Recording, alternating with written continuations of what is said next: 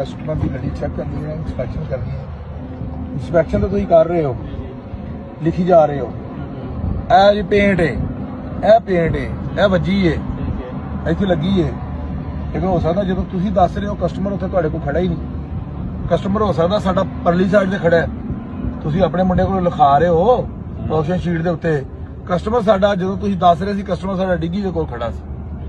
Customer ਨੂੰ ਕਹਿਣਾ ਭਾਈ ਉਰੇ ਆਓ, ਜਿਹਨੇ ਗੱਡੀ ਲੈਣੀ ਹੈ, ਜਿਹਨੇ ਲਈ ਹੈ ਭਾਈ ਜਾਨ ਇਹ ਗੱਡੀ ਇੱਥੋਂ ਵੱਜੀ ਹੈ।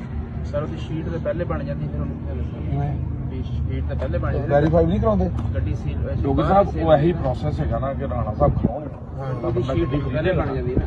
ਉਹਨੂੰ ਕਿਆ ਕਹਿਣਗੇ ਭਾਈ ਨਾ ਇੰਸਪੈਕਸ਼ਨ शीट है यहाँ से इंस्पेक्शन फिर वेरीफाई करेंगे। ਹੁਣ ਮੈਂ ਤੁਹਾਨੂੰ ਦੱਸਣਾ ਜਿਹੜੀ ਮਛਲੀ ਹੈ ਨਾ ਪੇਂਟ, ਮਛਲੀ ਪੇਂਟ ਵੀ ਲਿਖਣਾ ਨਾਲੇ ਵੀ ਲਿਖਣਾ ਐਕਸੀਡੈਂਟ।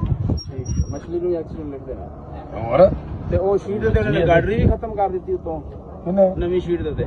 ਕਿਹੜੇ ਗਾਡੀ ਕਿਹੜੀ ਉਹ ਸਿਰਫ ਗਾਡੀ? ਮਛਲੀ ਹੈਗੀ, ਗਾਡਰੀ ਦਾ ਸਿਸਟਮ ਮਛਲੀ ਗਾਡਰੀ ਨੂੰ ਇੱਕੋ ਜਗ੍ਹਾ ਤੇ ਕਰਤਾ ਉਹਨਾਂ ਨੇ। ਇਹ ਸ਼ੀਟ ਚੈੱਕ ਕਰੋ ਨਾ ਸੀ, ਤੁਸੀਂ ਉਹਦੇ ਉੱਤੇ ਉਰਦੂ ਚ ਲਿਖ ਦੇਣਾ ਉਰਦੂ ਸ਼ਾਇਦ ਤੇ ਲਿਖ ਦਿਆ। ਐਕਸੀਡੈਂਟ ਹੈ, ਓਕੇ ਹੋ ਗਿਆ, ਠੱਪਾ ਲਾਉਣਾ ਉਹਦੇ ਤੇ। ਠੀਕ ਹੋ ਗਿਆ। ਕੀ ਕਰਨਾ ਹੈ? ਲਿਖ ਦੇਣਾ ਸਾਈਡ ਐਕਸੀਡੈਂਟ ਕਾਰਨਰ ਹੈ ਜਾਂ ਜੋ ਵੀ ਹੈ। ਇਹਨਾਂ ਨੂੰ ਸਟੈਂਪ ਦਿਓ।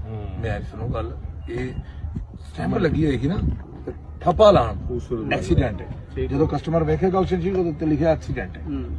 ਐਕਸੀਡੈਂਟ ਤੇ ਪੇਂਟ 'ਚ ਬਹੁਤ ਫਰਕ ਹੈ। ਬਿਲਕੁਲ। ਜਦੋਂ ਐਕਸੀਡੈਂਟ ਦੱਸਿਆ ਜਾਏਗਾ ਤਾਂ ਉਸ ਗੱਡੀ ਦਾ ਵੈਲਿਊ ਥੱਲੇ ਆ ਜਾਏਗੀ। ਜਦੋਂ ਪੇਂਟ ਦਾ ਦੱਸਿਆ ਜਾਏਗਾ ਉਹਦੀ ਵੈਲਿਊ ਥੱਲੇ ਨਹੀਂ ਆਏਗੀ। ਬਿਲਕੁਲ।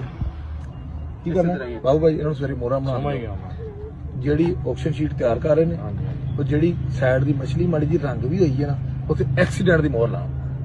ਇਹ right side accident, left side ਦੀ ਇੱਕ ਮੋਹਰ, ਇੱਕ ਰਾਈਟ ਸਾਈਡ ਦੀ ਮੋਹਰ। Left side accident right side accident. ਔਰ ਮਛਲੀ ਲੱਗੀ ਹੈ ਤੇ ਸਮਝ ਐਕਸੀਡੈਂਟ ਗਿਆ ਇਹ ਹੀਟੇ ਤੇ ਲੱਗੀ ਹੈ। ਸਰ ਜਿਵੇਂ ਕਾਰਨ ਹੁੰਦੇ ਨੇ, ਜੇ ਬੈਕ ਕਾਰਨ ਯਾਰ ਬਸ ਅਸੀਂ ਐਕਸੀਡੈਂਟ accident ਨੂੰ ਨਹੀਂ ਸਮਝ ਆਉਂਦੀ ਯਾਰ। समझ लो ना एक्सीडेंट अगर डेंजरस ਜਦੋਂ ਆਪਸ਼ਨ ਸ਼ੀਟ ਸਾਹਮਣੇ ਹਿੱਟ ਹੋਏਗੀ कर ਉਹ ਕਹੇਗਾ ਐਕਸੀਡੈਂਟ, ਕਸਟਮਰ ਲਏਗਾ ਹੀ ਨਹੀਂ, ਕਹੇਗਾ ਦਫਾ ਕੋ ਨਾ ਨਹੀਂ ਨਾ ਲਏਗਾ। ਉਹ ਦਫਾ ਹੋਵੇ, ਉਹ ਜਾਵੇ ਜਿੱਥੇ ਮਰਜ਼ੀ ਜਾ ਕੇ ਵੇਚੇ। ਠੀਕ ਹੋ ਗਿਆ। ਸਾਡੇ ਪਿਓ ਦੀ ਗੱਡੀ ਹੈ, ਸਹੀ, ਠੀਕ ਸਮਝ ਆ ਗਈ। ਉਹ ਗੱਡੀ ਤੇ ਉਹਦੀ ਗੰਦੀ ਹੋਈ ਨਾ। ਇਹਦੀ ਗੱਡੀ ਜਿਹਦੀ accident ਹੈ। ਸਾਡਾ ਕਸਟਮਰ ਤੇ ਸਾਡਾ ਕਸਟਮਰ ਸਾਡਾ ਐਸਾ ਕਸਟਮਰ ਹੈ, ਅੱਜ ਅਗਰ ਗੱਡੀ ਨਹੀਂ ਲੱਭੀ ਉਹਨੂੰ 3 ਦਿਨ ਵੀ ਜ਼ਲੀਲ ਹੋਣਾ ਪਵੇ, ਉਹਨੇ ਲੈਣੀ ਇੱਥੋਂ ਹੀ और ਹੈ। ਤੁਸੀਂ ਕਈ ਐਸੇ ਬੰਦੇ इस चीज ਦੇਖੋ का फायदा पता की होएगा, हाँ। चंगी गड्डी बिकना शुरू। ਗੰਦੀ ਗੱਡੀ ਵਿਕਣੀ ਖਤਮ ਹੋ ਜਾਏਗੀ। ਨਹੀਂ ਲੋਕੀ ਆਪੀ ਬਸ। ਸਮਝਾ ਕੇ ਐਕਸੀਡੈਂਟ ਲਿਖੀ ਜਾਓ।